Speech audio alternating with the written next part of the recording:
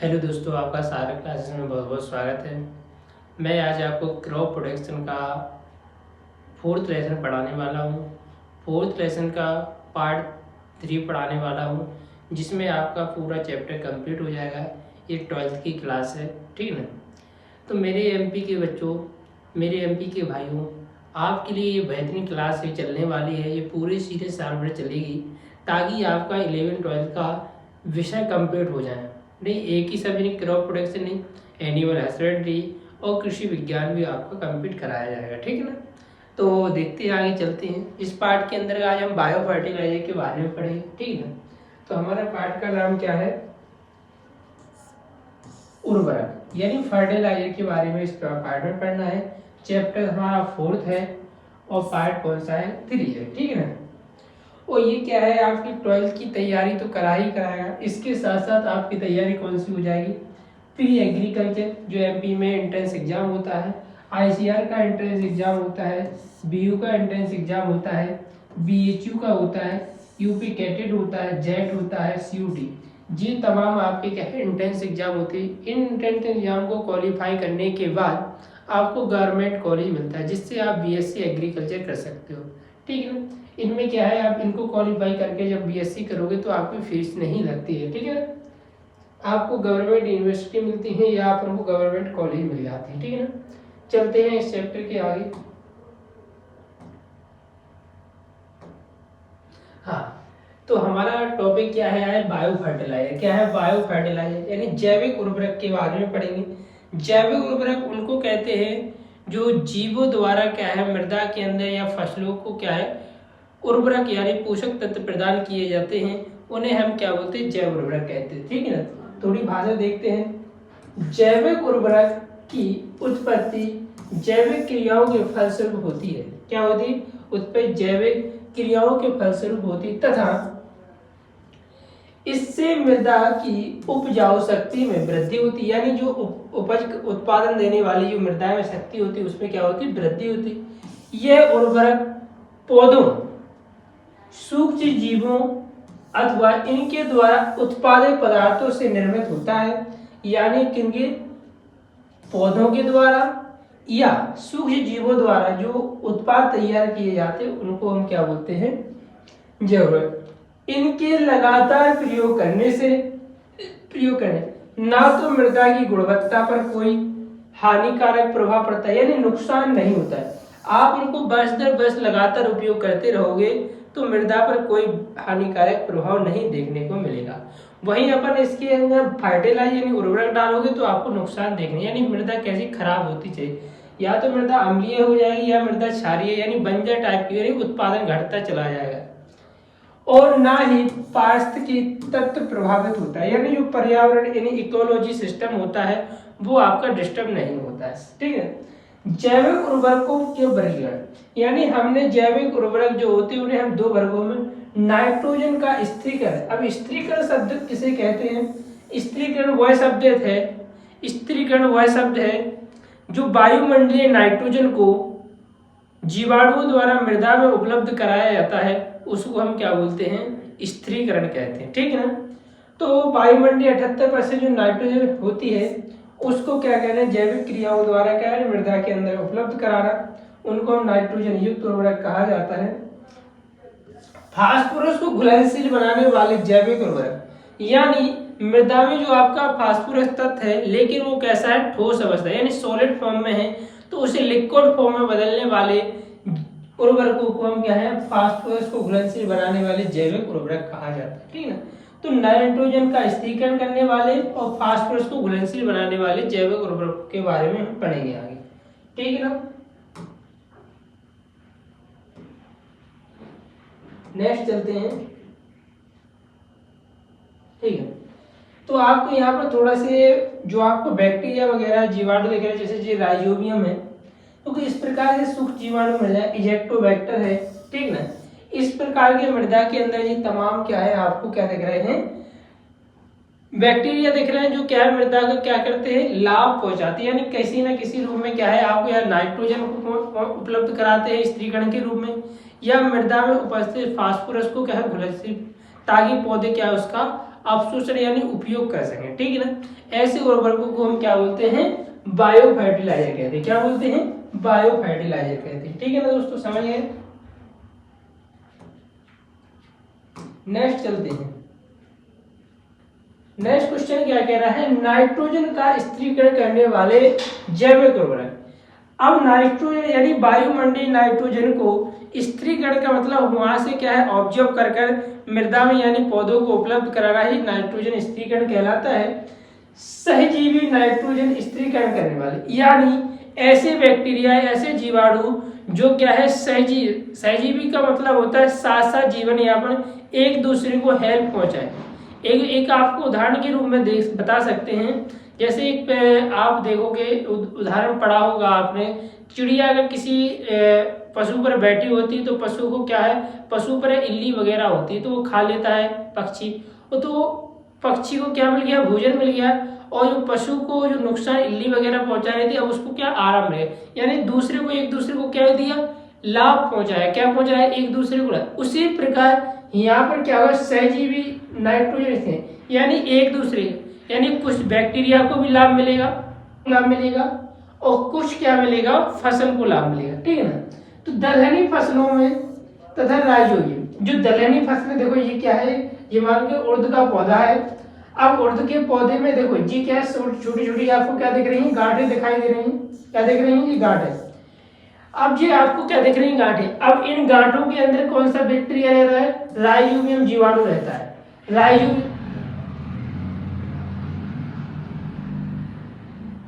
क्या रहता है, राइजोबियम जीवाणु रहता है। अब राइजोबियम जीवाणु यानी दलहनी फसलों की गांठों में क्या है, रहने को स्थान मिल गया, और जिस स्थान में और बैक्टीरिया क्या कह रहा है, स्थिरीकरण करके नाइट्रोजन उपलब्ध है, यानी पौधे को नाइट्रोजन मिल गई और राइजोबियम को क्या है, रहने के लिए जगह मिल गई, यानी एक दूसरे को बेनिफिट पहुंचाए, इसको रहने के लिए स्थान मिल गया और इसे पोषक तत्व मिल गए, यानी ऐसा ही संबंध क्या कहलाता है, सहजीवी संबंध कहलाता है। यहाँ पर दूसरा उदाहरण है नीलहरित शैवाल, या नीलहरित शैवाल का दूसरा नाम है साइनोबैक्टीरिया। नीलहरित शैवाल यानी ब्लू ग्रीन एल्गी, जिसे बीजीए कहा जाता है, जिसका दूसरा नाम क्या है, साइनोबैक्टीरिया के नाम से भी जाना जाता है।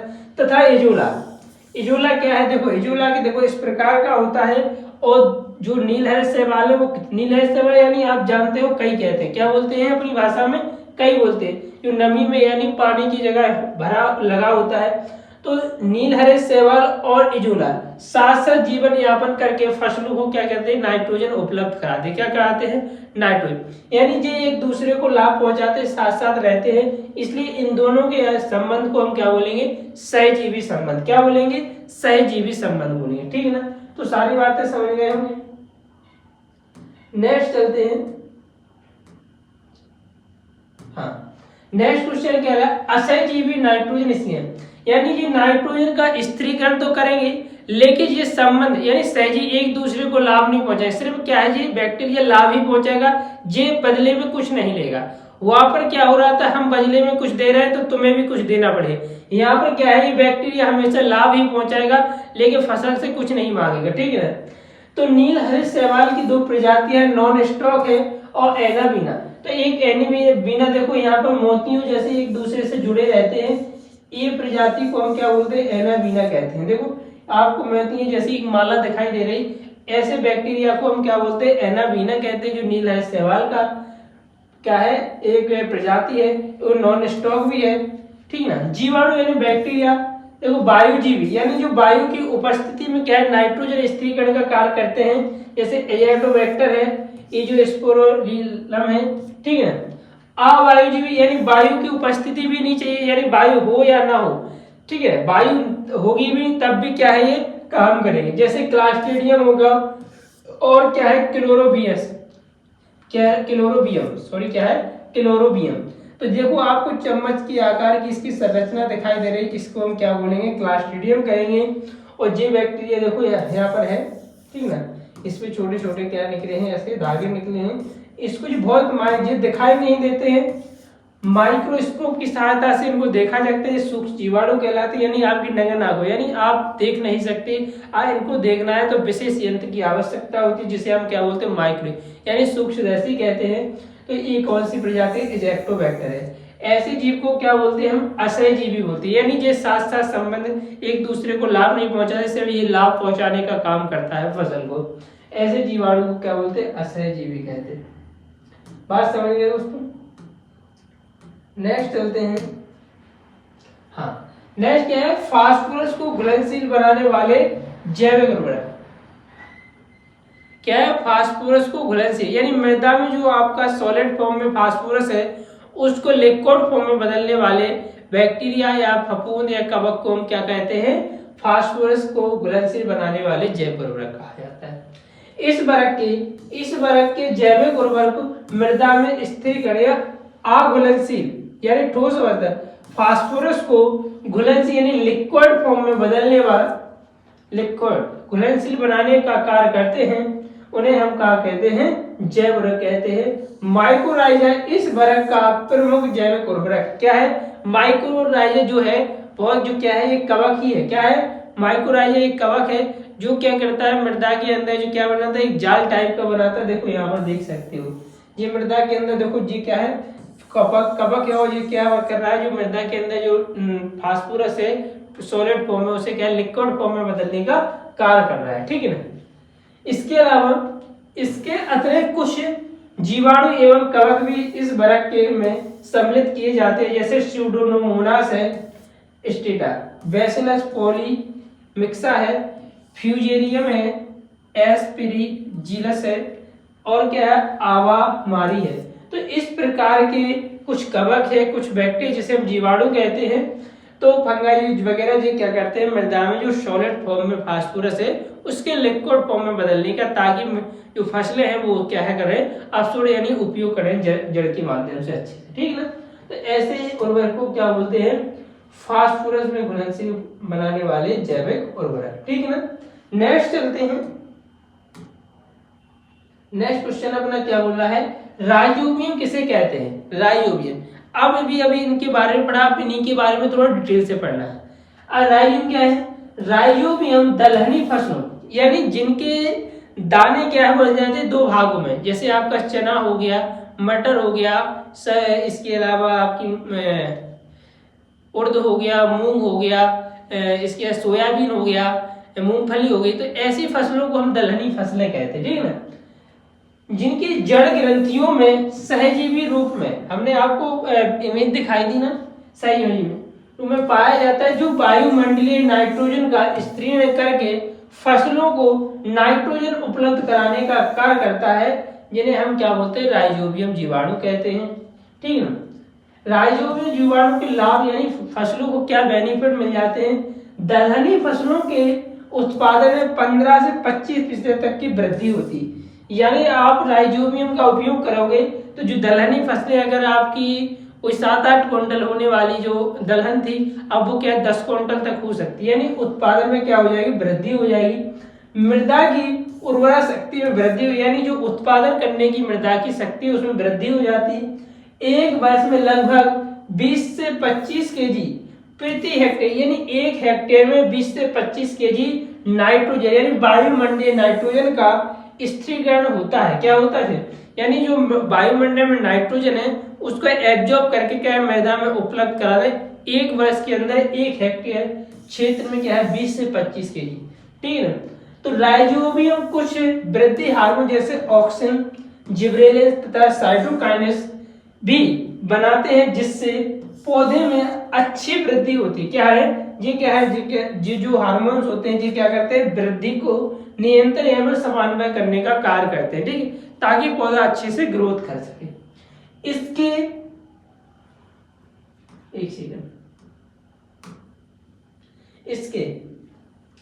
इसके प्रयोग से पर्यावरण, फसल तथा मृदा पर कोई दुष्प्रभाव नहीं होता, यानी कोई हानिकारक प्रभाव नहीं पड़ता है। अगर इनका उपयोग करेंगे राइजोबियम तो लगातार उपयोग करते रहो, कोई नुकसान नहीं होगा। जैसे कि अपन बता सकते हैं,